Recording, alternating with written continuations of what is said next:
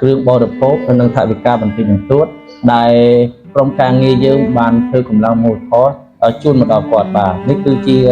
ថវិកា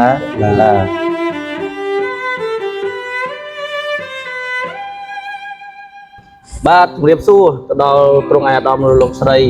និងប្រិយមិត្តទាំងអស់បាទថ្ងៃនេះគឺក្រុមការងារយើងបានមកដល់បរិយារុងរឿងបាទដែលស្ថិតនៅសង្កាត់ព្រៃលៀបគឺយើងនាំគ្រឿងបរិភោគនិងការកម្លាំងមនុស្សធម៌យកមកជូនទៅដល់លោកសុនប៊ុនថុនបាទសុនប៊ុនថុនគឺគាត់មានជំងឺគេថាឡើងជាតិស្ករឡើងទឹកនោមផ្អែមបានមានការវះកាត់ជើងបាទហើយឃើញបរិយារុងរឿងនេះមែនប៉ុន្តែផ្ទះគាត់នេះគឺចិត្តផ្ទះអំណោយទេបាទគឺគាត់សពថ្ងៃគឺគាត់ប្រកបមុខរបរនេះអាទិសបាទទីនៅខាងមុខយើងហ្នឹងគឺគាត់ដឹកអីវ៉ាន់អីគេឥ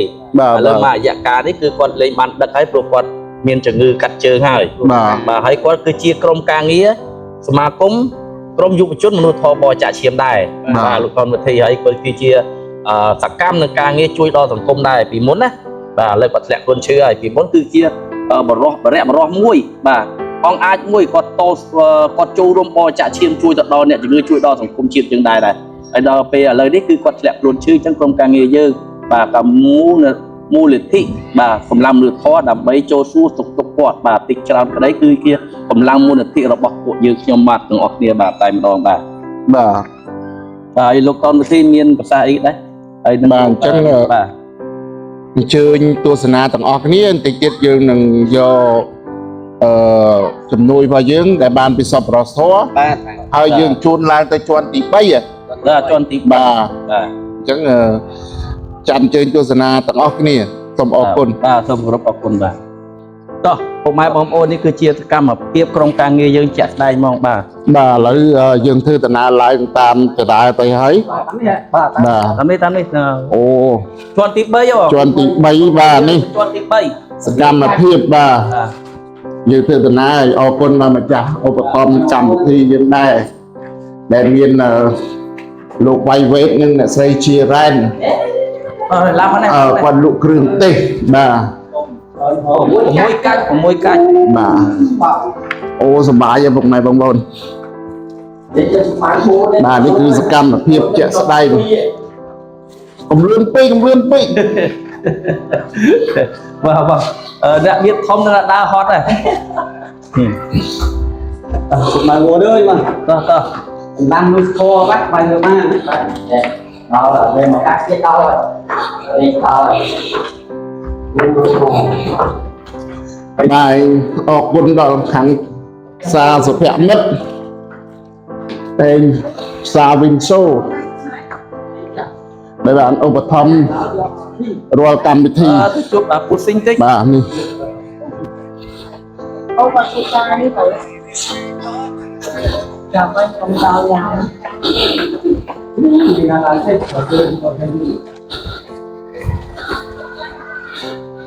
បាទជាន់ទី3ដើរលំហត់ណាដាក់ហ្នឹង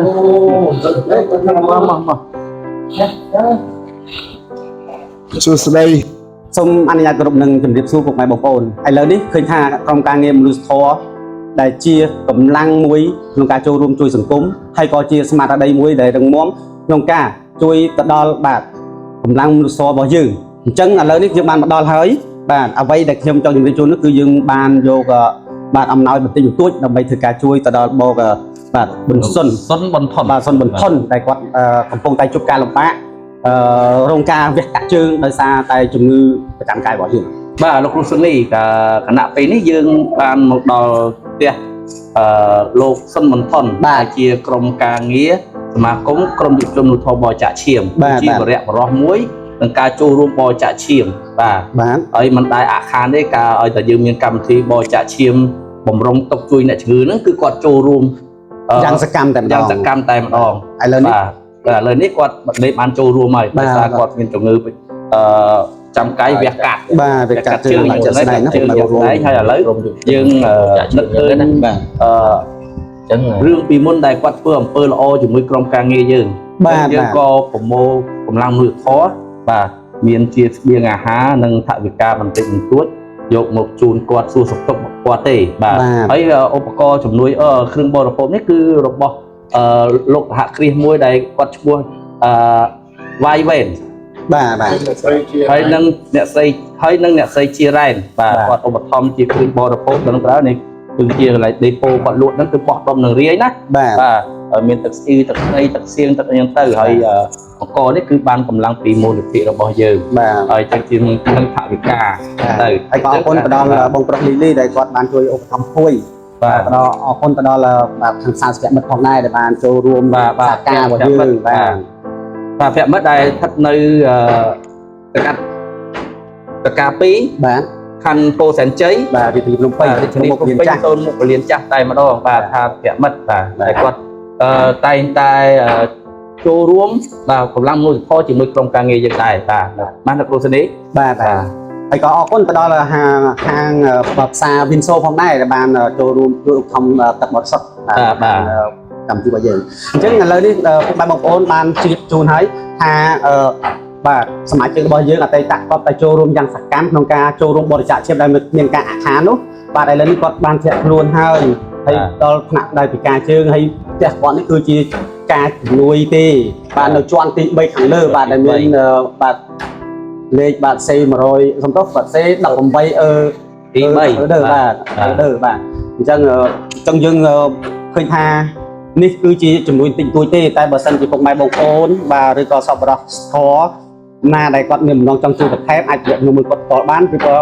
នៅក្នុងជាមួយក្រុមការងារយើងតាមទៀតណាដើម្បីជាការដឹងគុណតបស្នងគាត់វិញបាទពីព្រោះថាគាត់លះបង់អស់ហើយឥឡូវដល់ដំណាក់កាលដែលគាត់ធ្លាក់ខ្លួនបែបនេះក៏ជាចំណែកមួយដែលគាត់ចូលរួមជួយសង្គមយើងច្រើនហើយបាទហើយជាទូទៅឃើញគាត់នៅផ្ទះបរិយនេះមិនប៉ុន្តែបរិយអំណោយទេបាទហើយគាត់ជាអ្នករត់រមាស់អាទិះបាទដឹកអីវ៉ាន់ចូលចិញ្ចឹមជីវភាពគ្រួសារដោះទាល់មកពេលដូចតែគ្នាទេដូចតែបងប្អូនយើងដែរទេបាទមិនមែនគាត់ជាអ្នកមានទុនធានអីទេគឺគាត់ពិបាកទុកវេទនាណារាល់ការយើងធ្វើអាជីពទឹកម្ដងយើងទៅប្រាប់ហើយអ្នករត់ប្រមោអ្នករត់ pass up អ្នករត់អីហើយគាត់ជាមានលំមកមួយសម្រាប់ដូចអាទិអេតចាយចឹងគាត់តែគេហៅទឹកគាត់ទឹកហើយណាបាទឥឡូវក៏មកថាពេលនេះយូរបាទហើយសូមធ្វើការសំណេះសំណាលជាមួយអារម្មណ៍គាត់តិចបាទដើម្បីជាចំណាប់អារម្មណ៍បាទសូមគេ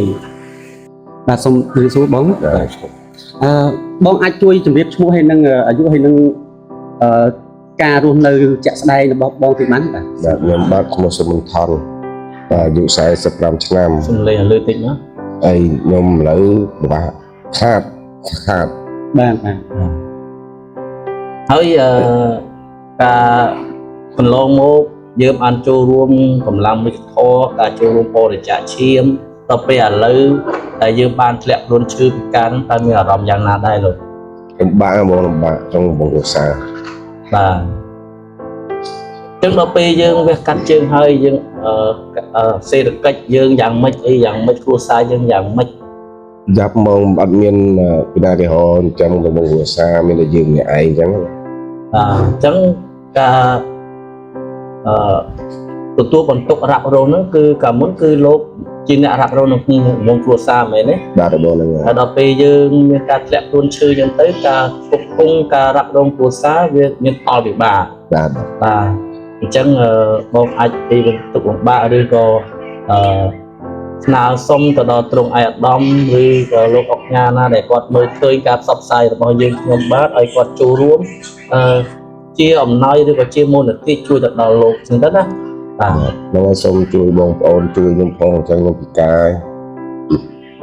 ឲ្យបានបងប្អូនសូមជួយខ្ញុំផងបាទដូចចឹងដូចហេតុនេះហើយខ្ញុំបាទនឹងក្រុមការងារទាំងអស់សូមអំពាវនាវទៅដល់ទ្រង់ឯកឧត្តមលោកជំទាវពុកម៉ែបងប្អូនដែលមានធនធានចែករំលែកសេចក្តីស្រឡាញ់ចែករំលែកសេចក្តីកំណាញ់ជួយទៅដល់លោកសុនប៊ុនថុនដែលគឺជាវរៈជនមួយដែលជួយទៅដល់ការងារដល់សង្គមជាដរាបដល់ពេលឥឡូវគាត់ធ្លាក់ខ្លួនឈឺហើយដូចហេតុនេះមានតែបាទសំណុំពរទៅដល់ទ្រង់ឯកឧត្តមលោកជំទាវមានតែជួយទៅដល់គាត់ផងបាទឲ្យនឹងឃើញការផ្សព្វផ្សាយរបស់ខ្ញុំជួយតាមរយៈខ្ញុំក៏បានខ្ញុំនឹងយកជំនួយជួយនេះយកមកជូនគាត់ផ្ទាល់ឬក៏ លោកជំទាវលោកអាយដាមអាចចុះមកដល់ទីតាំងនៅឈប់ភូមិគាត់តែម្ដងដែលស្ថិតនៅបរិយារុងរឿងបាទហើយផ្ទះគាត់គឺជាផ្ទះអំណោយនៅជាន់ទី3បាទនៅបរិយារុងរឿងនឹងតែម្ដងបាទតែលោកគ្រូស្រីមានអីបន្តបន្ថែម ខ្ញុំមានអីមានឲ្យបងប្អូនយើងជួយខ្ញុំផងអញ្ចឹងមកខ្ញុំមកអត់ឲ្យបានទៀតទេបាទសូមអរគុណ ត្រង់ថ្ងៃអាដាមលោកជំទាវឥឡូវនេះការធ្វើបទសម្ភាសន៍ក៏យើងបានបញ្ជាក់ជូនខ្លះហើយឥឡូវនេះក៏បើខាត់ពេលវេលាយូរសូមអាដាមលោកជំទាវទស្សនាជាមួយនឹងកម្លាំងមូលនិធិសប្បុរសធម៌ខ្មែរធ្វើបានដែលមានការឧបត្ថម្ភនៅថវិកាតិចតួចយ៉ាងទីយើងបាទ បាទហើយពីខ្ញុំសុនរនប្រធានសមាគមក្រុមយុវជនមួយពបចាក់ឈាមបានពំនាំបាទគ្រឿងបរិភោគនិងថវិកាបន្តិចបន្តួចដែល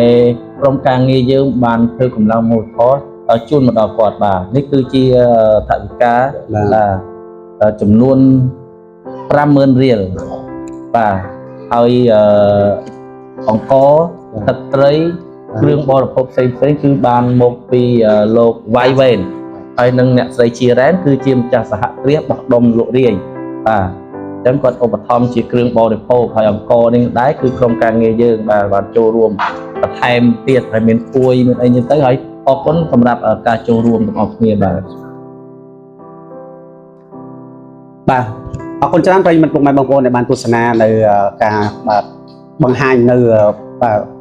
បរិយារបស់ប្រជាជនរបស់យើងនៅក្នុងគ្រួសារអញ្ចឹងអំណោយដ៏ថ្លៃថ្លារបស់ក្រុមអាយដាមលោកជំទាវគឺជាអាយុជីវិតរបស់ប្រជាជនយើងនៅកម្ពុជាគណៈពេលនេះដល់ពេលវេលាដែលត្រូវទីបញ្ចប់ហើយតែមុនបញ្ចប់យើងខ្ញុំទាំងអស់គ្នាក៏សូមខន្តីអភ័យទោសចំពោះបាទការអត្ថាធិប្បាយនៅចំណុចណាមួយដែលមិនសមរម្យសង្ឃឹមថាពុកម៉ែបងប្អូននឹងអធិស្ឋាននិងយោគយល់នៅក្នុងកម្មវិធីរបស់យើងដើម្បីជាចំណែកនៅក្នុងមូលនិធិមនុស្សធម៌ខ្មែរធ្វើបានយើងខ្ញុំទាំងអស់គ្នា បាទសូមជូនពរពុកម៉ែបងប្អូនជាពិសេសអាយដាមលោកជំទាវដែលជាម្ចាស់ជំនួយក្នុងការឧបត្ថម្ភសូមទទួលបាននៅពុទ្ធពរទាំង4ប្រការគឺអាយុវណ្ណៈសុខៈពលៈកុំបីឃ្លៀងគ្រាឡើយដល់ពេលនេះយើងខ្ញុំទាំងអស់គ្នាសូមអរគុណបាទសូមជម្រាបលាបាទ